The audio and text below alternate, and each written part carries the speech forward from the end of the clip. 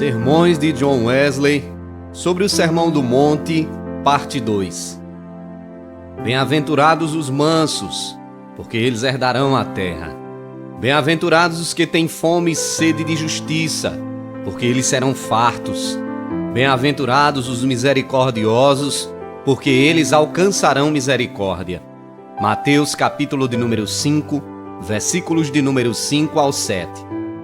Quando o inverno se foi, quando é chegado o tempo de cantar, e na terra se ouve a voz da cotovia, quando regressa o que conforta os que choram para com eles habitar para sempre, quando a refulgente de sua presença, as nuvens negras da dúvida e da incerteza se dispersam, as tempestades do terror se aplacam, as vagas da tristeza se aquietam e o espírito outra vez se alegra em Deus, seu Salvador, então é que esta palavra inteiramente se cumpre. Então é que podem testificar os que foram consolados, bem-aventurados ou felizes os mansos, porque eles herdarão a terra.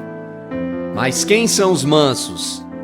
Não são os que por não possuírem conhecimento, não se afligem por coisa alguma, que não se turbam em face dos males que ocorrem, porque não discernem entre o bem e o mal, nem os que se acham ao abrigo dos choques da vida, em virtude de uma insensibilidade estúpida, que tem por natureza ou por aquisição a virtude das rochas ou das pedras, a nada se ressentindo porque nada sentem. Os duros filósofos são totalmente alheios a este assunto. A apatia está tão longe da mansidão como da humanidade.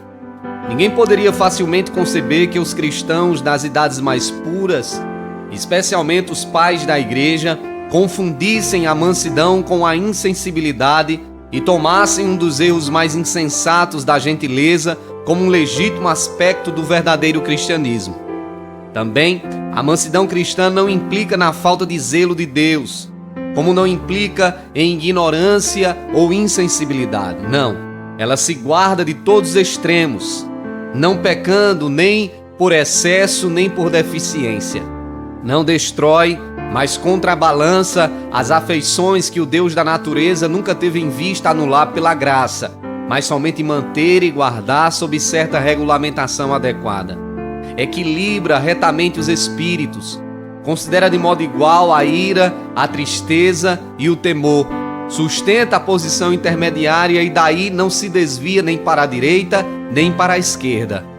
A mansidão parece, pois, relacionar-se conosco mesmos, mas também ela se deve mostrar em referência a Deus ou ao nosso próximo. Quando a mansidão se refere à atitude da alma para com Deus, dá-se-lhe usualmente o nome de resignação, uma calma aquiescência à sua vontade, qualquer que ela seja, no tocante a nós, embora não seja essa vontade do agrado de nossa natureza, dizendo o crente sem cessar: Ele é o Senhor, faça o que bem lhe parecer. Quando a consideramos mais estritamente em relação a nós mesmos, chamamos-la paciência ou contentamento. Quando é exercida no trato com os outros homens, é chamada doçura para com os bons e delicadeza para com os maus. Os que são verdadeiramente mansos discernem com clareza o que é mal e podem suportá-lo. São sensíveis a todo mal, mas ainda assim se dominam a si mesmos. São extremamente zelosos do Senhor dos Exércitos, mas seu zelo é sempre guiado pelo conhecimento e temperado em todos os pensamentos, palavras e ações com o amor do homem e com o amor de Deus. Não intentam destruir nenhum dos pendores que o Senhor implantou com os sábios propósitos em sua natureza, mas têm o domínio de tudo. Mantêm-nos em sujeição e somente os empregam de acordo com aqueles propósitos. Deste modo, mesmo as paixões mais rudes e desagradáveis se aplicam aos fins mais nobres. Mesmo o ódio, a ira, o temor, quando empregados contra o pecado e dosados pela fé e pelo amor, servem de muros e trincheiras à alma para que o maligno não se aproxime no intuito de feri-la. É evidente que semelhante disposição não só deve existir em nós, mas deve aumentar-se dia a dia. Enquanto estivermos sobre a terra, não nos hão de faltar ocasiões de exercitá-la e de incrementá-la através do exercício. Temos necessidade de paciência para que, depois de termos feito e suportando a vontade de Deus, possamos receber a promessa. Temos necessidade de resignação para que, em todas as circunstâncias, possamos dizer: não seja como eu quero, mas como tu queres. E temos necessidade de bondade para com todos os homens, mas especialmente para com os ingratos e maus. De outro modo, seremos vencidos pelo mal, em lugar de o vencermos pelo bem. A mansidão não se abstém somente do ato exterior, como os escribas e fariseus ensinavam no passado. E os miseráveis mestres, não orientados por Deus, não deixarão de fazer em todas as eras. Nosso Senhor nos adverte contra isso e mostra o verdadeiro alcance daquela mansidão nas seguintes palavras: tendes ouvido o que foi dito aos antigos: não matarás. E quem matar estará sujeito a julgamento. Mas eu vos digo que todo aquele que se ira contra seu irmão, sem causa, estará sujeito a julgamento. E quem chamar a seu irmão raca, estará sujeito ao julgamento do sinédrio. E quem lhe chamar tolo, estará sujeito à geena de fogo. Mateus capítulo 6, versículo 21. Sob o título de homicídio, nosso Senhor aí compendia até a ira que não passa do coração, que não se revela por qualquer malevolência exterior, nem sequer por uma palavra carregada de paixão. Todo o que se ira contra o seu irmão, contra qualquer homem, visto que todos somos irmãos, todo o que sente em seu coração qualquer malquerença, qualquer impulso contrário ao amor, todo o que se irrita sem causa suficiente, ou vai muito além do que a causa poderia requerer, estará em perigo do juízo. Estará naquele momento sujeito ao justo juízo de Deus. Mas alguém não preferirá ler os originais que omitem a palavra eike, sem causa? Esta palavra não é totalmente supérflua, porque se o irar-se contra alguém é um movimento contrário ao amor, como pode haver uma causa para tal ira? Qualquer causa que a justifique diante de Deus. A ira contra o pecado, concordamos. Em tal caso, podemos irar-nos sem pecar. Neste sentido, se registra uma vez que mesmo nosso Senhor se mostrou irado. Ele olhou para eles com indignação, admirando-se da dureza de seus corações. Ele se admirou dos pecadores e irou-se contra o pecado. E isto é indubitavelmente reto à vista de Deus. E todo o que disser a seu irmão raca, todo o que der lugar à ira, pronunciando qualquer palavra ofensiva. Os comentadores observam que raca é uma palavra siríaca, que propriamente significa nulo, sem préstimo, tolo. É, pois, uma palavra tão inofensiva que bem poderia ser empregada no trato com pessoa contra quem estivéssemos indispostos. No entanto, o que usar dela, segundo nosso Senhor nos assegura, estará em perigo do juízo, ou antes, estará sujeito a ele. Será digno da mais severa sentença do juiz de toda a terra. Mas o que disser tolo, dando assim lugar ao diabo, descambando para o terreno da injúria, através de linguagem intencionalmente ofensiva e ultrajante, estará sujeito à geena de fogo, merecerá naquele instante a mais alta condenação. Deve-se observar que nosso Senhor apresenta todos esses transgressores como sujeitos à punição capital. A primeira, por estrangulamento, usualmente infligida àqueles que eram condenados por um dos tribunais inferiores. A segunda, por apedrejamento, frequentemente infligida aos condenados pelo Conselho de Jerusalém. A terceira, ser queimado vivo, era infligida somente aos grandes criminosos no Vale dos Filhos de Enom, de onde evidentemente procede aquela palavra que traduzimos por inferno. Conquanto os homens naturalmente imaginem que Deus desculpará suas lacunas no cumprimento de alguns deveres, em atenção ao seu escrúpulo em outros, nosso Senhor a seguir tomou o cuidado de cortar pela raiz aquela fantasia tão vã quanto vulgar. Ele mostra que é impossível a qualquer pecador transacionar com Deus, que não se aceitará um serviço em lugar de outro, nem se tomará a obediência parcial como obediência total. Adverte-nos de que o cumprimento de nossos deveres para com Deus não nos dispensará do cumprimento de nossos deveres para com o próximo. Adverte-nos de que as obras de piedade, assim chamada, estão tão longe de nos recomendarem a Deus se estivermos em falta para com a caridade, que ao contrário, a falta de caridade tornará abomináveis ao Senhor todas aquelas obras.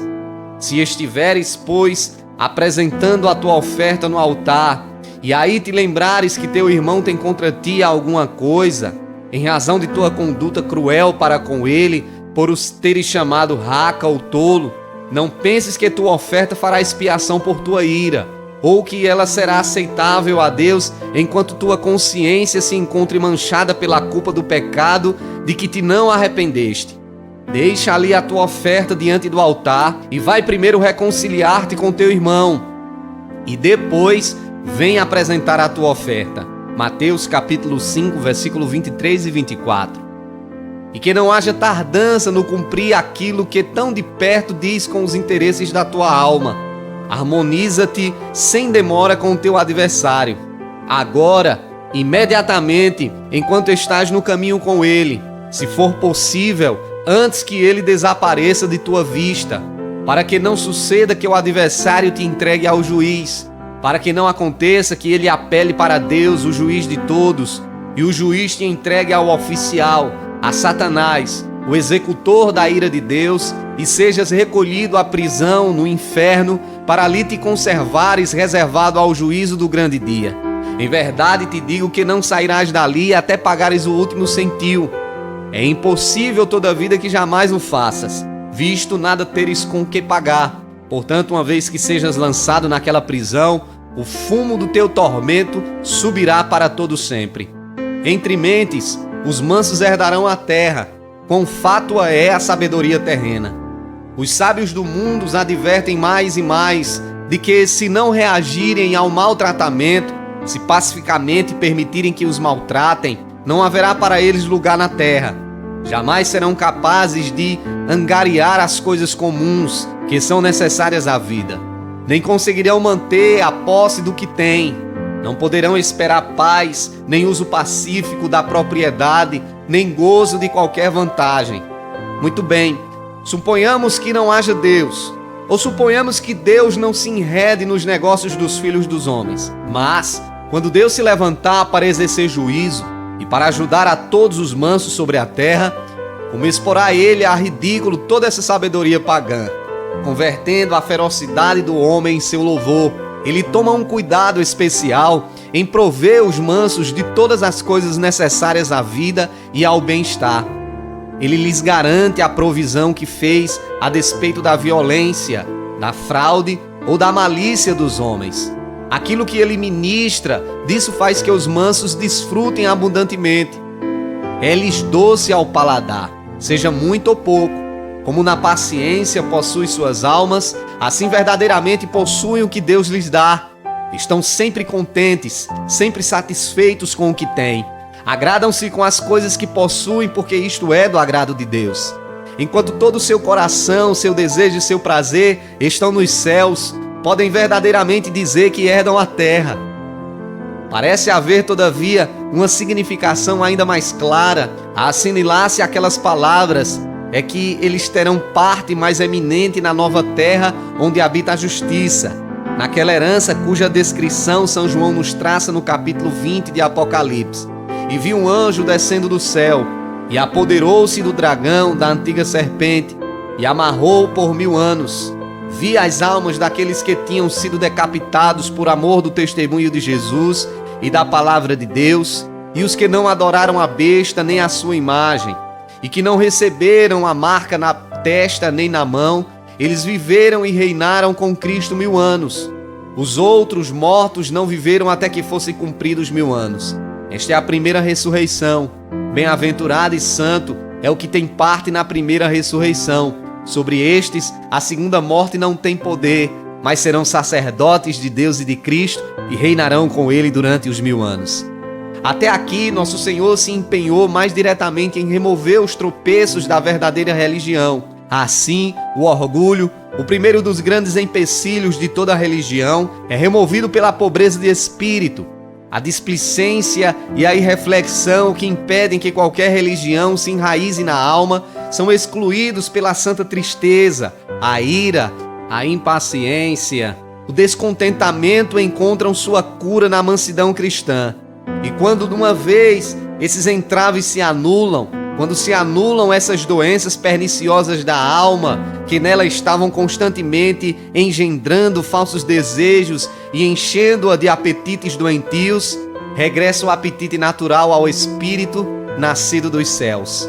Ele se torna faminto e sedento de justiça. E bem-aventurados são os que têm fome e sede de justiça, porque eles serão fartos. A justiça, como já observamos, é a imagem de Deus, a mente que havia em Cristo Jesus. É a reunião num só caráter de todas as inclinações celestiais e santas, decorrendo do amor de Deus e tendo nesse amor seu fim. Amor de Deus como nosso Pai Redentor e, por sua causa, amor a todos os homens. Bem-aventurados os que têm fome e sede disso. Para compreendermos claramente a expressão, podemos observar primeiro que a fome e a sede são os mais fortes de nossos apetites corporais.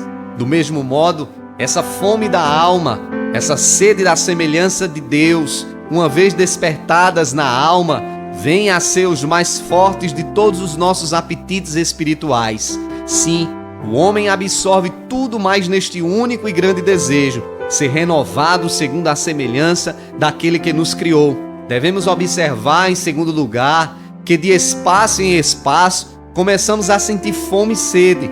Estes apetites não cessam, mas se tornam cada vez mais insistentes e importunos, até que comamos, bebamos ou morramos. Enquanto isso, desde que começamos a ter fome e sede de toda a mente que havia em Cristo, esses apetites espirituais não se estancam, mas reclamam seu alimento com crescente insistência. Nem eles têm possibilidade de silenciar antes de serem satisfeitos, se alguma vida espiritual ainda restar. Podemos, em terceiro lugar, observar que a fome e a sede não podem ser saciadas por nenhuma outra coisa a não ser pela comida e pela bebida.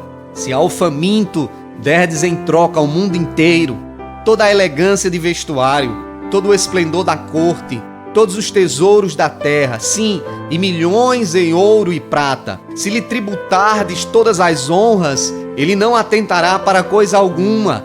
À sua vista nenhuma valia possui o que lhe ofereceis. E dirá ainda: estas não são as coisas de que careço, dai-me de comer ou então morrerei. A mesma coisa se dá com toda a alma verdadeiramente faminta e sedenta de justiça.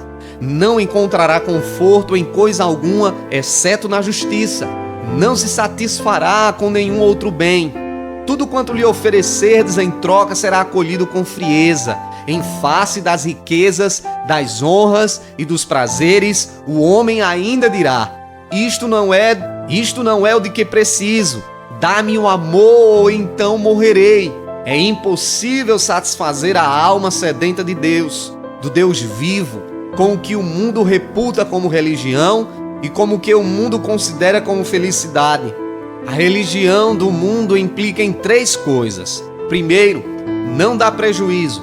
Abster-se de pecado exterior, pelo menos do pecado escandaloso, como o furto, o roubo, o juramento habitual, a embriaguez. Segundo, fazer o bem, auxiliar ao pobre, ser caridoso, como se diz. E terceiro, usar dos meios de graça, pelo menos frequentando a igreja e participando da Santa Ceia. O homem em quem concorrem esses três requisitos é tido pelo mundo como homem religioso. Pode isso, entretanto, satisfazer ao que tem fome de Deus? Não. Aquelas coisas não são alimento para a sua alma. Ele deseja uma religião de mais nobre espécie, uma religião mais elevada e mais profunda do que essa. Tão impossível lhe é nutrir-se com essas pobres coisas frívolas e formalistas, como encher o estômago de vento oriental. Na verdade, ele é zeloso no abster-se da própria aparência do mal. É zeloso de boas obras. Observa todas as ordenanças de Deus, mas estas não são as coisas que sua alma deseja com ardor. Representam apenas o lado exterior daquela religião de que ele tem fome insaciável. o conhecimento de Deus em Cristo Jesus, a vida que está escondida com Cristo em Deus, o ser unido ao Senhor em um espírito, ter comunhão com o Pai e o Filho, andar na luz como Deus está na luz, purificar-se como Ele é puro. Esta é a religião, a justiça de quem tem sede. Nem pode ele descansar até que repouse em Deus. Bem-aventurados os que assim têm fome e sede de justiça, porque eles serão fartos. Serão saciados das coisas que desejam, isto é, justiça e verdadeira santidade. Deus os fartará com as bênçãos de sua bondade, com a felicidade dos seus eleitos, alimentá-los-á com o pão dos céus, com o maná do seu amor, dar-lhes-á a beber prazeres como os que defluem do rio, cujas águas não permitirão que voltem a ter sede os que uma vez a provarem, a não ser a sede que reclama insaciavelmente a água da vida. Esta sede durará para sempre. A sede dolorosa, o desejo insistente, tua gloriosa presença os estancará. Toda a minha alma, entretanto, ainda pedirá uma eternidade inteira de amor. Tu, pois, quem quer que sejas, a quem Deus concedeu ter fome e sede de justiça, clama ao Senhor para que jamais percas esse dom inestimável, para que jamais cesse esse divino apetite. Se alguns te censurarem e mandarem que recalques a tua paz, não atentes para eles. Clama com redobrada energia: Jesus, Mestre, tem misericórdia de mim. Não permita que eu viva, a não ser para que seja santo como tu és santo. Não gastes mais teu dinheiro naquilo que não é pão, nem teu labor com aquilo que não pode satisfazer. Podes ter esperança de retirar a felicidade da terra, encontrá-la nas coisas do mundo? Ó, calca aos pés de todos os seus prazeres, despreza suas honras, reputa teus tesouros como cisco e escória. Sim, o mundo com todas as coisas que estão debaixo do sol, e isto pela excelência do conhecimento de Cristo, pela inteira renovação de tua alma à imagem de Deus, segundo a qual foi ela inicialmente criada. Guarda-te de saciar essa bendita fome e essa bendita sede com aquilo que o mundo chama religião. Uma religião de forma de exterioridade que deixa o coração tão terreno e sensual quanto era antes. Que coisa alguma haja que te satisfaça, exceto o poder da piedade, exceto uma religião que seja espírito de vida, estando tu em Deus e Deus em ti, ser um habitante da eternidade, penetrando pelo sangue da aspersão para além do véu e assentando-te nos lugares celestiais com Cristo Jesus. Quanto mais cheios da vida de Deus se encontrem os crentes, mais ternamente se interessam pelos que ainda estejam sem Deus no mundo, mortos ainda em delitos e pecados. Nem esse interesse pelos outros perderá sua recompensa.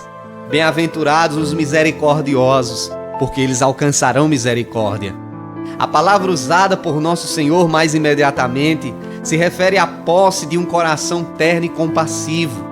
Refere-se àqueles que, longe de desprezarem os que não sentem fome de Deus, profundamente se afligem por eles. Esta parte destacada do amor fraternal aí se coloca por uma bem conhecida figura.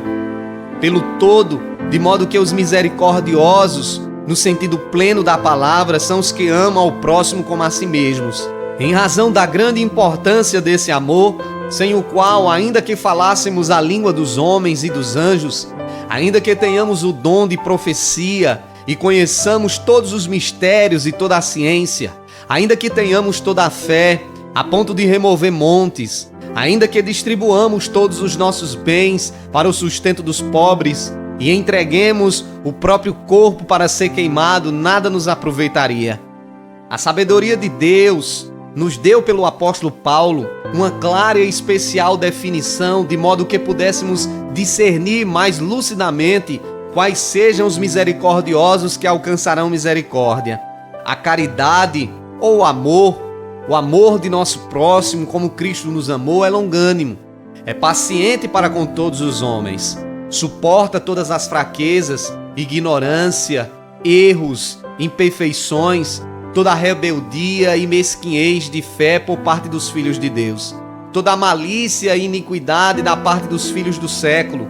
E ele suporta tudo isso não apenas por uma vez, por um curto prazo, mas até o fim, sempre alimentando o nosso inimigo quando faminto, sempre lhe dando de beber se tiver sede, assim continuamente amontoando brasas vivas de ardente amor sobre sua cabeça.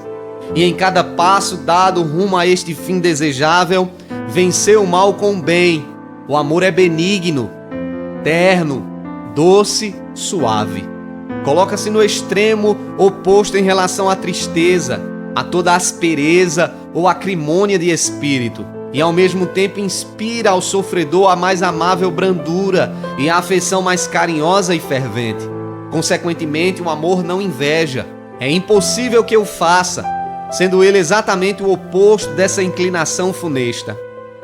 Não é possível que aconteça que aquele que a todos vota em terna afeição, que profundamente deseja todas as bênçãos temporais e espirituais, todas as boas dádivas neste mundo e no mundo vindouro, a toda a alma que Deus fez, venha a entristecer-se à comunicação de qualquer bem a qualquer dos filhos dos homens. Se ele mesmo recebeu um dom igual, não se ofende, mas regozija-se com o fato de que outrem participe do benefício comum.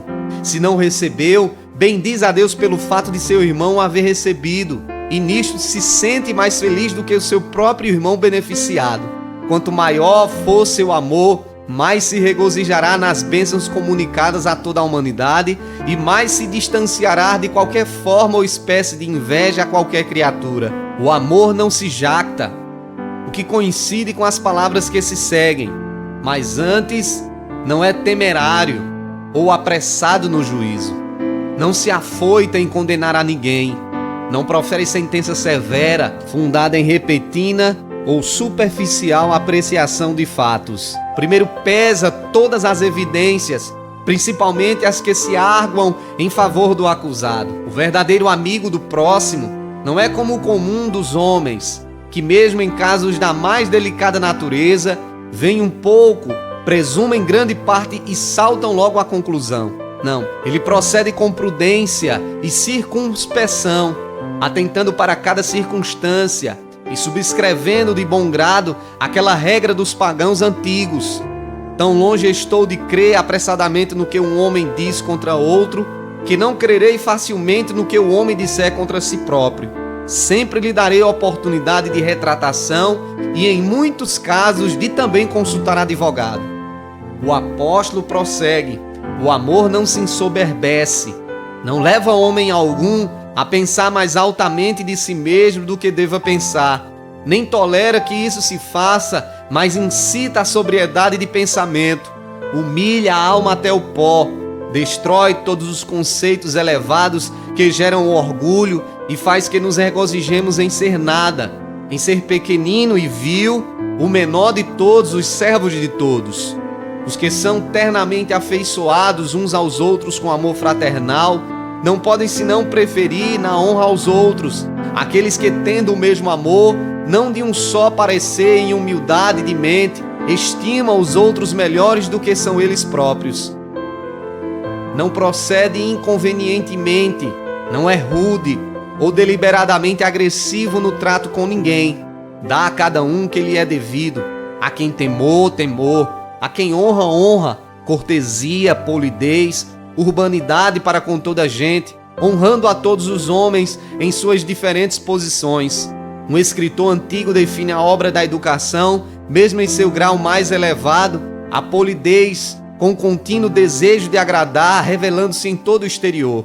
Se assim for, ninguém será tão bem educado como o cristão, amigo de toda a humanidade, porque ele não pode desejar outra coisa senão agradar a todos os homens no que sirva para a sua edificação. Uma vez que o seu amor é sem dissimulação, ele o revelará em todas as ações e conservação e ainda o constrangerá sem hipocrisia a fazer-se tudo para todos, para de algum modo salvar algum deles.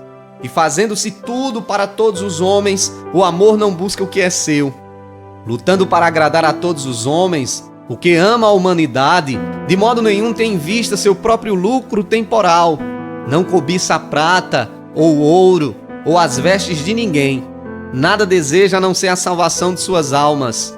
De algum modo, Pode dizer-se que não buscando na realidade seu próprio lucro temporal, nem mesmo busca o próprio proveito espiritual, porque enquanto se empenha absorventemente por lhe salvar as almas, ele se esquece, por assim dizer, de si mesmo. Não pensa em si próprio, enquanto o zelo da glória de Deus o devora. Algumas vezes até acontece que, por excesso de amor, se expõe a entregar-se a si mesmo, corpo e alma, clamando então com Moisés: rogo-te, este povo cometeu o maior pecado, fizeram para si deuses de ouro. Ou lhe perdoes esta culpa, ou se o não fazes, risca-me do teu livro que escreveste. Êxodo capítulo 32, versículo 31 e 32. Ou com São Paulo: porque eu mesmo desejara ser anátema por Cristo por amor dos meus irmãos, que são do mesmo sangue que eu segundo a carne. Romanos capítulo 9, versículo 3. Não é para espantar que semelhante amor não se irrita. Ou paroxunentai. Observe-se que a palavra facilmente inserida, de modo estranhável na tradução, não figura o original. As palavras de São Paulo são absolutas. O amor não se irrita. Não se irrita para fazer mal a ninguém. Ocasiões, na verdade, surgirão com frequência. Virão provocações exteriores de várias espécies. Mas o amor não cede aos desafios. Triunfa em tudo. Em todas as provocações, olha para Jesus e em seu amor sai mais do que vencedor. Não é improvável que nossos tradutores houvessem inserido aquela palavra para, por assim dizer, excusar o apóstolo que, segundo acreditavam, poderia de outro modo aparecer falhando justamente nesse amor que tão belamente descreve. Parece terem eles suposto isto à vista de uma frase que ocorre nos Atos dos Apóstolos, também por sua vez muito mal traduzida. Quando Paulo e Barnabé se desavieram acerca de João Marcos, a tradução assim apresenta o fato: e a contenda entre eles se tomou tão áspera que se separaram. Isto naturalmente induz o leitor a supor que eles se tivessem irritado em medida igual, que São Paulo, que sem dúvida alguma tinha razão no tocante ao assunto em tela, estivesse tão irado quanto Barnabé, o qual deu tamanha prova de sua ira que renunciou à obra para que fora separado pelo Espírito Santo. Mas o original não autoriza tal coisa. Não afirma que São Paulo se irritasse em medida alguma. Simplesmente diz: e houve uma contenda, um paroxismo de ira, em consequência da qual Barnabé deixou São Paulo, tomou a João e seguiu seu próprio caminho. Paulo então escolheu a Silas e partiu, sendo recomendado pelos irmãos a graça de Deus. E ele foi através da Síria e Cilícia, como havia tensionado, confirmando as igrejas, mas para voltar. O amor desarma 1000 provocações, que de outra sorte poderiam tomar grande vulto, porque ele não suspeita mal. Na verdade, o que é misericordioso não pode evitar o conhecimento de muitas coisas perversas, não pode deixar de vê-las com os próprios olhos e ouvi-las com os próprios ouvidos. O amor não lhe arranca os olhos, tornando-se deste modo impossível que veja as coisas como se praticam, nem lhe tira a inteligência, nem os sentidos, de modo que não perceba a maldade das coisas. Por exemplo, quando vê um homem ferir o próximo, ou então ouve blasfemar contra Deus, não pode pôr em dúvida o que foi feito, nem as palavras pronunciadas. Não pode duvidar de que essas coisas sejam más. Sim, o logizetai to kakon. A palavra logizetai, pensa, não se refere nem ao fato de vermos ou ouvirmos, nem ao primeiro e involuntário movimento de nossa inteligência, mas ao nosso conceito voluntário, que não temos necessidade de formular a nossa inferência de mal, onde este não apareça, ao nosso raciocínio acerca daquilo que não vemos, a nossa suposição em torno do que nem vimos nem ouvimos. Isto é, que o verdadeiro amor absolutamente elimina, corta, cesse raiz e ramos, toda a imaginação ao redor do que não conhecemos, destrói todos os ciúmes, todas as suspeitas más, toda a presteza em crer no mal. É franco, aberto, despreocupado, e não podendo ter em vista o mal, também não teme o mal. não folga com a injustiça, coisa comum mesmo entre os que trazem o nome de Cristo, os quais não têm escrúpulo em regozijar-se quando seu amigo cai em aflição, erro ou pecado. Em verdade, quão difícil é que evitem tal atitude os que zelosamente se filiam a um partido. Quão difícil lhes é o não se alegrarem com a descoberta de alguma falta em membros da facção oposta, acarretando uma nódoa real ou fictícia, seja nos princípios, seja na sua conduta. Qual defensor apaixonado de qualquer coisa que se mostre isento desse pecado? Sim, quem é suficientemente calmo para se conservar na imparcialidade? Quem não se rejubila quando o adversário pisa em falso, de que imagina advenha proveito à própria causa? Só o homem de amor, só ele pode chorar em face do pecado ou da loucura do seu adversário, não se alegrando em ouvir ou em divulgar tal fato, mas antes desejando que ele se ouvide para sempre. Mas regozija-se na verdade, onde quer que ela se encontre, na verdade que é conforme a piedade, produzindo seus próprios frutos, santidade de coração e santidade na conversação. Regozija-se com o constatar que mesmo os que ele se opõem, seja no que concerne a opiniões, seja em algum ponto de prática, são, não obstante, amigos de Deus e irrepreensíveis sob outros aspectos. Alegra-se em deles ouvir dizer bem e em falar todo o bem que se possa proclamar dentro da verdade e da justiça. De fato, sua glória e sua alegria residem no fato de ser o bem geralmente difundido em meio da raça humana. Como cidadão do mundo, reclama sua parte na felicidade de todos os que o habitam. Sendo homem, não se desinteressa do bem-estar de homem algum, mas se regozija em quem quer que dê glória a Deus e promova a paz e a boa vontade entre os homens. Esse amor oculta todas as coisas, porque o misericordioso não folga na iniquidade, nem deliberadamente faz menção dela. Qualquer que seja o mal que veja, ouça ou conheça, ele o oculta, tanto quanto possa fazê-lo sem tornar-se participante dos pecados de outrem. Onde quer que se encontre, ou com quem quer que esteja, se lhe acontece ver alguma coisa que não aprova, isto não lhe sairá dos lábios, a não ser que o refira à pessoa implicada, se por felicidade puder ganhar seu irmão. Tão longe está de fazer das faltas ou das falhas alheias assunto de sua conversação, que do ausente jamais fala, se não puder falar bem.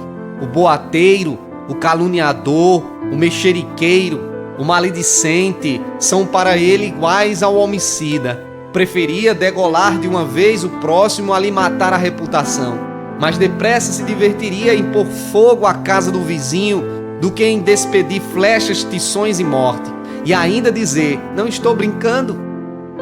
Somente uma exceção ele abre. Algumas vezes se convence de que para a glória de Deus ou para o bem de seu próximo, certo mal não deva ficar encoberto. Neste caso, em defesa do inocente, sente-se constrangido a apontar o culpado. Mas ainda assim, primeiro, não falará de modo nenhum, enquanto o amor mais elevado não elevará a isto. Segundo, não chegará a tal ponto movido pelo confuso intuito de fazer o bem ou de promover a glória de Deus, mas tangido pela clara visão de um objetivo definido, de um bem definido que tenha em mente. Terceiro, ainda assim não pode falar enquanto não estiver plenamente convencido de que tal meio seja necessário àquele fim, de que o fim em apreço não possa ser atingido, ou pelo menos não possa ser eficazmente por nenhum outro meio. Quarto, então ele o faz como maior tristeza e relutância, usando como derradeiro e pior remédio, um remédio desesperado num caso desesperador, uma espécie de veneno de que nunca se lança mão, a não ser para neutralizar outro veneno. Consequentemente, quinto, ele usa desse meio tão sobriamente quanto possível, e isto faz com temor e tremor, receando que, por falar em excesso, mais viola a lei do amor do que poderia acaso ter feito se de todo não falasse. O amor tudo crê, sempre quer pensar o melhor, encara as coisas pelo lado mais favorável, está sempre pronto a crer no que melhormente tende para a superioridade do caráter de alguém, facilmente se convence da inocência e integridade de todo homem, ou, pelo menos, da sinceridade de seu arrependimento, se alguma vez se desviou do caminho. Tem prazer em escusar toda falta, em condenar o culpado tão levemente quanto possível e em dar todas as atenuantes à fraqueza humana, até onde possa fazê-lo sem trair a verdade de Deus. Quando não mais pode crer, então o amor tudo espera. Disse qualquer mal de alguém, o amor espera que a imputação não seja verdadeira, que o fato arguido não se tenha verificado.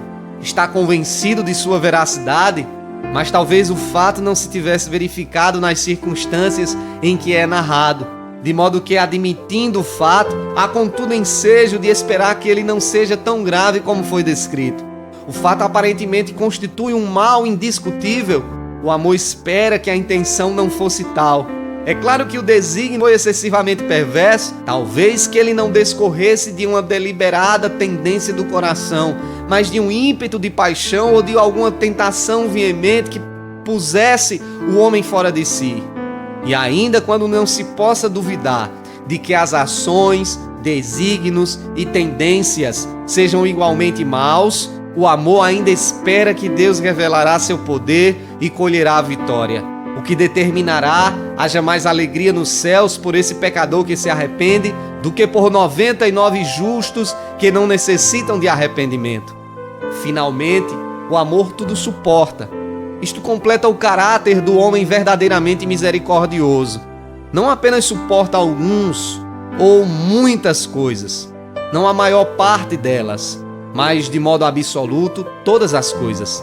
Seja o que for que a injustiça, a malícia, a crueldade dos homens possa infligir-lhe, ele é capaz de o suportar. A coisa alguma chama de intolerável, jamais diz de qualquer coisa, isto não se pode aturar. Não, ele pode não somente fazer, mas sofrer todas as coisas mediante Cristo que o fortalece. E tudo quanto sofre não lhe destrói o amor, nem lhe tira a mínima parcela de coragem. Ele é forte em face de tudo, é uma chama incandescente mesmo em meio do grande abismo. As muitas águas não podem extinguir seu amor, nem podem as torrentes arrastá-lo. Triunfa sobre tudo, nunca falha, quer no tempo, quer na eternidade. Em obediência ao que os céus decretam, o conhecimento faltará e cessará a profecia, mas o mais amplo domínio da caridade que perdura, sem que o limite o tempo e sem que se exponha ao declínio, em feliz triunfo viverá para sempre, incessantemente espalhando o bem e sem cessar recebendo louvor.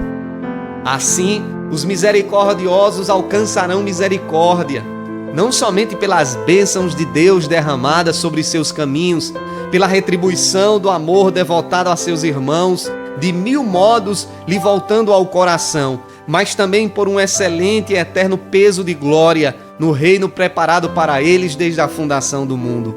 Por pouco que dirás: ai de mim, que sou constrangido a habitar como Exeste e ter morada entre as tendas de Quedar. Podes derreter a alma e lamentar a perda na terra do verdadeiro genuíno amor. Perdido está na verdade. Bem podes dizer: vê como esses cristãos se amam uns aos outros. Esses reinos cristãos que uns aos outros se estão dilacerando as entranhas, desolando-se uns aos outros a ferro e fogo. Esses exércitos cristãos que de suas fileiras subitamente despacham para o inferno almas aos milhares e às dezenas de milhares. Estas nações cristãs que se acham totalmente em chamas, em guerras intestinas, partido contra partido e facção contra facção.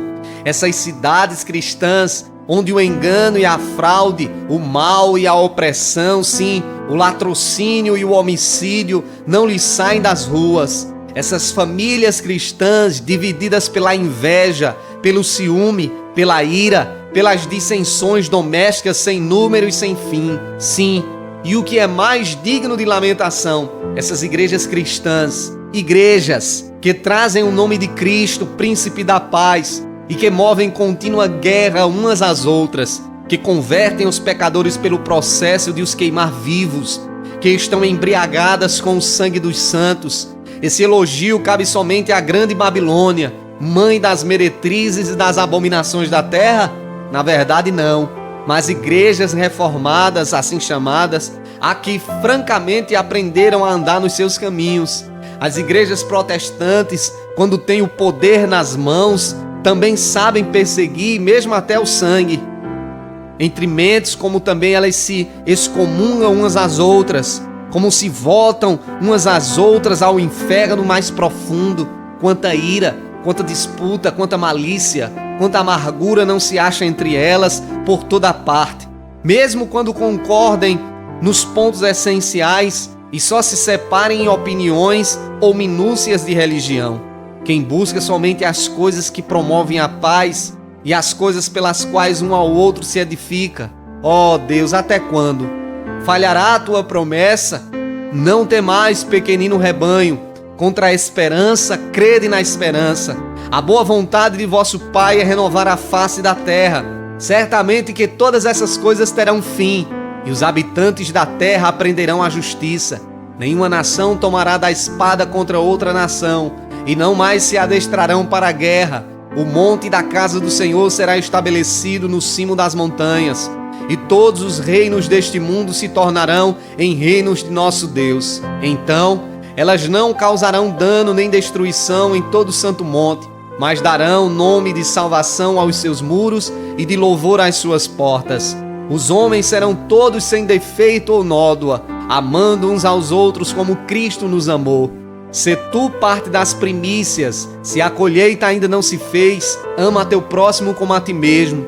O Senhor Deus encherá teu coração de tal amor a toda a alma, que estarás pronto em dar a vida por sua causa. Que tua alma continuamente seja transbordante de amor, sufocando toda tendência maldosa ou ímpia, até que Deus te chame para o país do amor, para que ali com Ele reines para todo sempre. John Wesley, sobre o Sermão do Monte, parte 2.